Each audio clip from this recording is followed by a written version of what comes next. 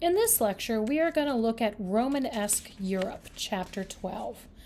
Now, it was called Romanesque by art historians because the use of the stone sculptures and the vaulting in the 11th and 12th century, these were used in the ecclesiastical architecture, and it reminded the art historians of work that was Roman-like or Romanesque. When we talk about ecclesiastical, that means relating to the Christian church or the clergy.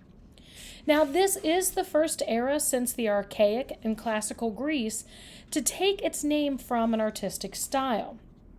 Again, art historians gave it this name because the art appeared, as I said, Roman-like. Today, the term designates the history and culture of Western Europe between about 1050 to 1200. The focus of early Middle Ages life was the manor or the estate that was the property of a liege lord.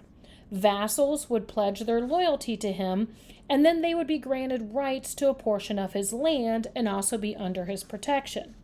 And then the vassals would also offer military service to the liege lord, and this was called feudalism. However, in the Romanesque period, increase in trade brought about growth in both towns and cities, and this gradually displaced the feudal estates. There were many monasteries and churches that were being built, and in fact, in the Romanesque age, the construction of churches became almost an obsession. Pilgrimage increased at this time too, and you can see on the map here the purple routes. These are the different pilgrimage routes. So pilgrims, along with wealthy landowners, were important sources of funding for monasteries that possessed the relics of the revered saints that many of the pilgrims would go travel to see. The traveling pilgrims fostered the growth of towns as well as the monasteries. And pilgrims were major for economics as well as the conceptual catalyst for the art and architecture of the Romanesque period. So while, again, there is the general term Romanesque, there are pronounced regional differences that exist, and that's how this chapter is set up. So we're going to be looking at roughly the same time period. However, we're going to be looking at different geographical regions, and we'll see differences in the Romanesque style. And so we're going to begin our exploration with France and northern Spain. And we can clearly see these differences in architecture. So some Romanesque architects continued to build timbered roof churches, and you can see the image on the left. And what happens is large crowds of pilgrims paying homage to saints placed a great burden on the churches that housed these relics. So what happened is this led to a change in church design. All of a sudden you had all these people coming to visit these churches, and often they would stay at these churches on their pilgrimage. So church design began to change. What we see here is longer and wider naves and aisles, transepts and ambulatories with additional chapels. And pilgrimage traffic also established the routes that later became the major avenues of commerce and communication in Western Europe. So the first church we're going to look at is in Vivenory. This is a mid-11th century church of St. Stephen in central France. Now, it has strong ties to the Carolingian and the Ottonian architecture that we looked at before. The interior is like the three-story timbered roof churches of the Ottonian era. However, the second story is not a true tribute. And what we also see is the east end of the church has an innovative plan, and you can see that in the drawing on the right. What happens is we have the ambulatory around a choir, and then three semicircular chapels opening onto it. These are what are called radiating chapels. And these chapels likely held the church's relics. And so what would happen is that as you were in a service, you would be watching the service, and you could see in these different chapels, you could see the relics during the different ceremonies that were going on. Now, the church is also among the first to incorporate stone sculpture. And this became one of the defining features of the Romanesque period. Next, we're going to move on to the Basilica of Saints Sernin at Toulouse, which is also in southern France. Now, this is an immense stone vaulted building. Its construction started in 1070, and the architect is unknown. Now, the two towers we often see at a western end of these churches, you can see here they were actually never completed. And that central crossing tower, this was actually added in the Gothic in later periods. So that very central tower was not part of the original church design. Now, Toulouse was an important stop on the pilgrimage routes, and the church again was designed to accommodate them. And this exemplifies what began to be known as the pilgrimage church type. Again, we see an increase the length of the nave and doubles the sides of the aisles. They added a transept, ambulatory, and again radiating chapels. And this one actually has more radiating chapels than we saw previously, and they were open in the transept too. All of this providing additional space for the pilgrims. Also had tribunes opening into the nave over the inner aisles, and these galleries would house overflow crowds on special occasions. So you could stand in that second level gallery and you could see down into the church and see the proceedings.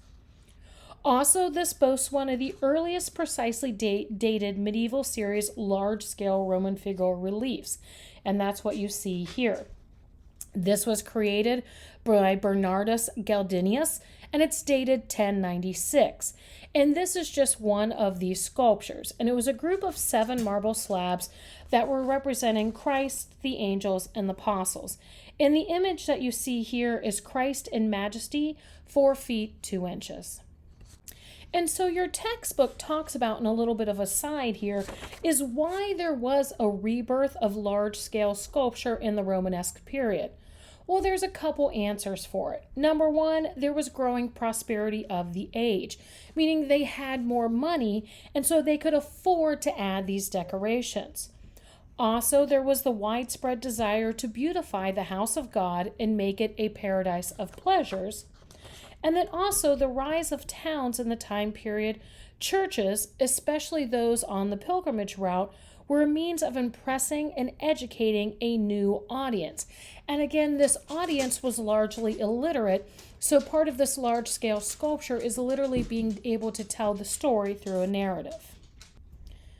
Next, we are going to look at the Abbey of Saint Pierre, or Saint Peter, which is in Moussac in southwestern France. Now, the monks adorned the church with one of the most extensive series of relief sculptures in Romanesque Europe. The oldest are in the cloister, which you see in the image of the left, and cloister is Latin for enclosed place.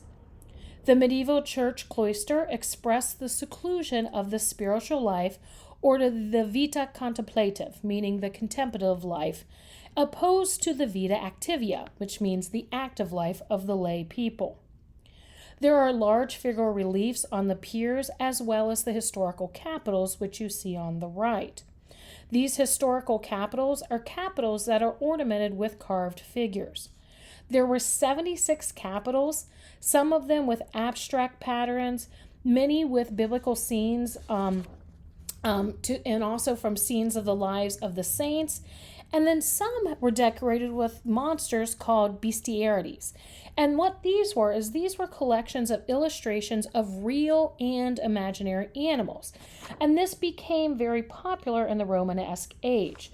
And what it was is the monsters were actually reminders of the chaos and deformity of the world without God's order. Now, most of the impressive works usually adorn the parts of the church that were open to the public, especially the facade. Here we see the south portal. Please read the sidebar, the Romanesque church portal, and become familiar with the terminology of the different parts of the portal.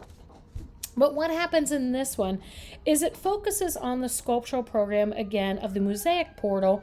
It's in the Timpium, depicting the second coming of Christ as king and judge of the world in its last days. And you can see the large figure in the center is actually enthroned Christ. Now, we will see variations of this theme on many Romanesque churches. Note the liveliness of human forms in many of the works, and this added tensions, and you can see that in the image on the right. The animation of the body reveals the passionate nature of the soul within, and the flowing lines of the drapery fold ultimately derive from manuscript illumination. Now, what's interesting also in the center of the terminal here, there were actually 6 lions depicted. And in the Middle Ages, lions were the church's ideal protectors because at that time, people believed that lions slept with their eyes open. Now, there were paintings and other arts that were also being created at this time. Now, the quantity of preserved frescoes and illustrated books from the Romanesque era is unprecedented. We have a lot that we can look at. And we're going to start with illuminated manuscripts. Again, many of these had full pages featuring historical initials and evangelist portraits. And the example you can see here on the left is from a major scriptorium at the Abbey of Cîteaux. And this is an illuminated copy of St. Gregory's Marlana in Job, circa 1115 to 1125. And here what we see is a knight and his page fighting a dragon. Now, the clergy viewed the duel between the knight and the dragon as an allegory of the spiritual struggle of monks against the devil for salvation of souls. Now, the tale of this is much older than this actual text, but the artist translated it into Romanesque terms. The knight's clothes are a representation of what a medieval baron would wear, and the artist avoids stiffness and angularity. And we can see the flowing robes and the flowing sleeves tends to add a spiritual flourish.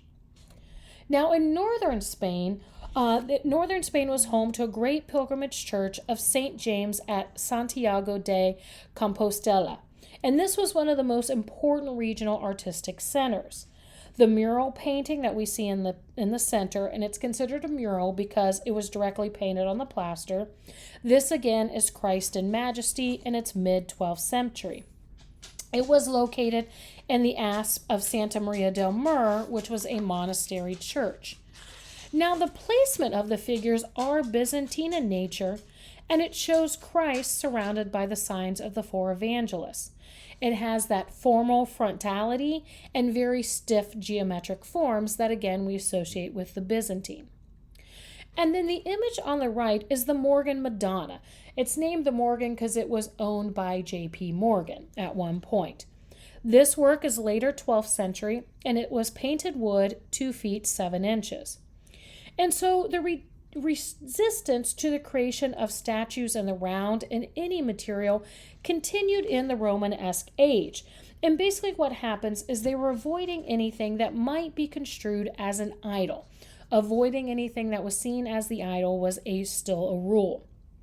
However, again, the veneration of relics brought a demand for small-scale images of the Holy Family, and items to be placed on the chapel altars of churches along the pilgrimage routes. So one popular type was a painted woodwork with the Virgin Mary with the Christ child in her lap. And this is what's called the Sedes Sapientiae, and it's Latin for throne of wisdom. Again, here you see the Byzantine influence. They are both sitting upright very rigidly and have strictly frontal forms and are pretty emotionless.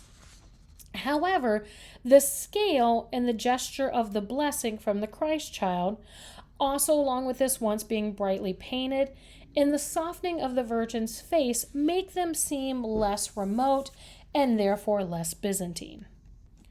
Well, now we're going to move on to the Holy Roman Empire.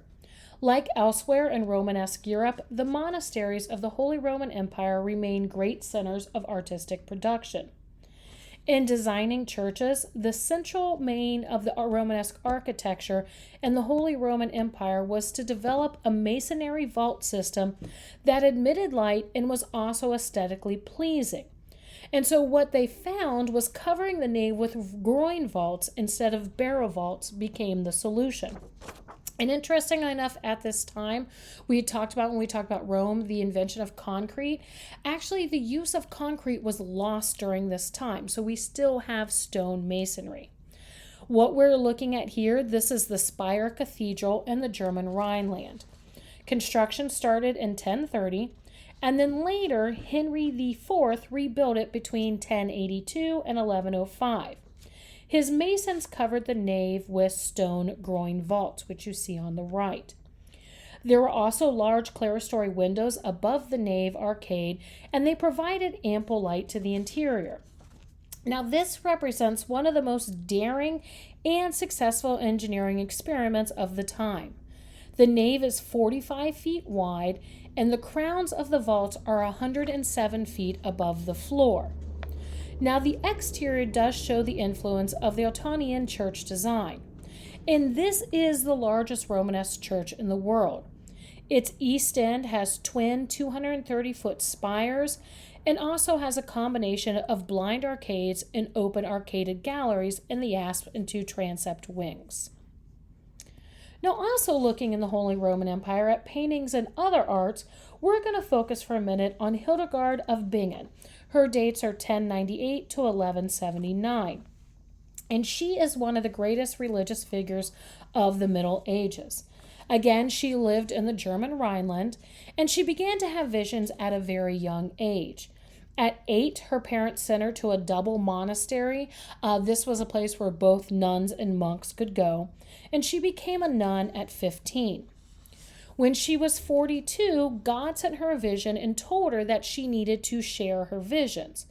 Eventually, her visions were authenticated by several higher-ups in the church, and Pope Eugenius III formally authorized her to, quote, in the name of Christ and St. Peter, to publish all she had learned from the Holy Spirit. And this work was called the Scivias, which means know the ways or know the ways of the Lord. And you can see here in the illuminated manuscript that we see, she said this was like the fire, the flames came down. And so this is the moment where God is literally communicating with her. What's interesting is she also wrote 2 scientific treatises, and she composed the music and wrote lyrics for over 77 songs. Now, the Scivias was actually lost in 1945, and the original was created between 1150 and 1179. And it contains the record of her vision of the divine order of the cosmos and man's place in it. And again, she said the vision came to her as a fiery light pouring into her brain from the open vault of heaven. And here again, this is the opening page, and it shows the vision coming to her. And it is yet another linked to author portraits with roots in classical antiquity. Now, in the Romanesque era, skilled metalworkers were in high demand in the Holy Roman Empire.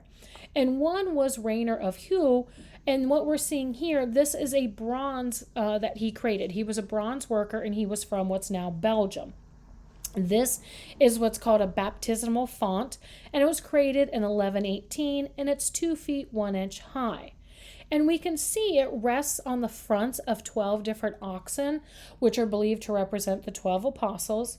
And again, we see here this revival in classical style and spirit. The figures are softly rounded with idealized bodies and faces, and we see this heavy clinging drapery, and several individuals, including Jesus, are nude. Now, nudity was very rare in the art of Middle Ages, but again, this work is trying to represent that classical style. Seeing nude was seen as being heroic. Right, now we're going to move on to Italy. In ancient Rome, and early Christian heritage was strongest in Italy. South of Milan represented a distinct artistic zone during the Romanesque period. And the Italian architects of the time adhered closely to the early Christian basilican types of churches, and they were less experimental than we see in other areas. And so what we're looking at here, this is the cathedral complex in Pisa. This began in 1063, and we can see the 3 buildings are all stylistically homogeneous, meaning they're all stylistically similar. It also shows the wealth of the city at the time, and what they wanted to do with this cathedral complex was they wanted it to be, a testament to the glory of God, but also to bring credit to the city. And you can see in the back right the cathedral's bell tower, as was the Italian tradition to have the bell tower as a separate building. The cathedral's bell tower is the famous Leaning Tower of Pisa. Now, Florence, Italy, was already an important city-state in the Romanesque period.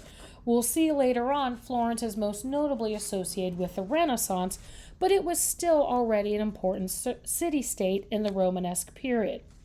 An example of the Romanesque architecture is the Baptistry of San Giovanni, or St. John. This was dedicated in 1059, and this was a freestanding baptistry.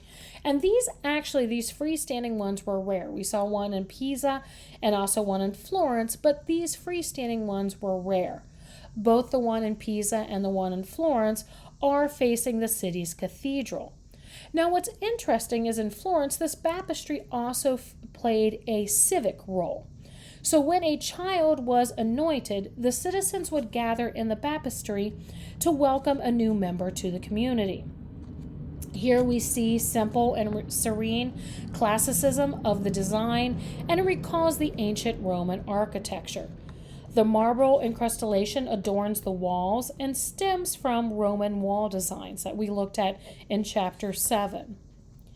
Now, why the buildings were more conservative than other regions, in Italy they did adorn the facades of their buildings with stone sculptures. One of the first examples of fully developed narrative relief sculpture in Romanesque art is the marble frieze on the facade of the Modena Cathedral in northern Italy, and you see a section of it here on the left. This is the creation and temptation of Adam and Eve, circa 1110, and it's 3 feet high. And then we're also going to see in Italy at this time some reawakening of interest in stone sculpture in the round. And you can see that in the work on the right here. This is Benedetto Antalami's King David. And again, this has roots in Greco-Roman art. And now we're going to move to our last geographical section in this chapter, and we're going to look at Normandy and England. Now, the Normans developed a distinctive Romanesque architectural style that became the major source of French Gothic architecture that we will explore more in the next chapter. What we're looking at here, this is the Abbey Church of St. Etienne at Caen. It's considered the masterpiece of Norman Romanesque architecture. The construction began in 1067, and what we see on the right is the western facade. The design is rooted in the tradition of Carolingian and Ottonian westworks, but it has a new unified organizational scheme. You see on the bottom section there are 4 large buttresses that divide the facade into 3 bays corresponding with the nave and the aisles. The towers also display a triple division, and you can see that here. Now, the spires on the top, again, were a later Gothic addition. They were not part of the Romanesque church. Now, the 3-part composition extends throughout the facade, both vertically and horizontally, again, giving it this unified organizational scheme. In 1115, they decided to add groin vaults to the interior. And here inside, you can see this 3-story elevation with clerestory windows, and you can also see the rib vaults. These large windows and reduced interior wall surface gave the nave a light and airy quality unusual in the Romanesque period, but we'll see how it strongly influenced the Gothic architecture of next chapter. Now, many of the finest illustrated manuscripts of the Romanesque age were the works of monks in English scriptoria. And here the example we're looking at is from the Bury Bible of 1135. This was produced at the Bury St. Edmund's Abbey in England. It exemplifies the luxurious illumination common to large Bibles produced in wealthy Romanesque abbeys. They were costly and they lent prestige to the monastery. Now, the artist of this one is known, and he was known as Master Hugo. And he was one of a small number of artists that actually signed their works. Also, what's interesting is he was a secular artist, not a religious artist, meaning he was not a monk. He was a lay person, a professional artist that depended on commissions from wealthy monasteries to make his living. Now, this was rare. Most were still made by nuns and monks. And so what we're looking at here is this example is showing two scenes from Deuteronomy. The gestures are slow and gentle, and the figures seem much more fluid. And this is much different from the jerky movements seen in earlier Romanesque work.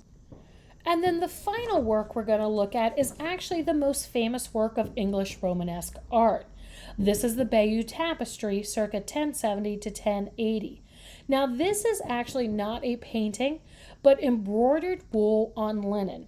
And it is 1 feet 8 inches high and almost 230 feet long in length. And again, this is the most famous work of English Romanesque art. Sorry, that was my dog.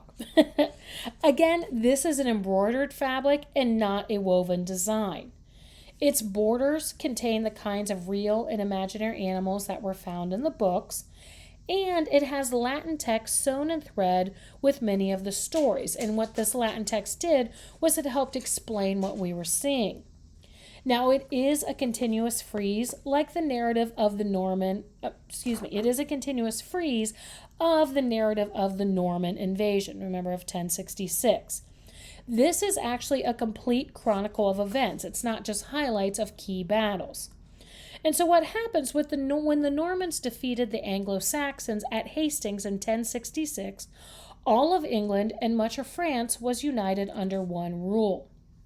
Now, what we see here, these are two different scenes, and the first is from the beginning of the history of telling of the Norman conquest. And what we see here is the funeral procession of England's King Edward the Confessor, and then on the bottom right is the Battle of Hastings.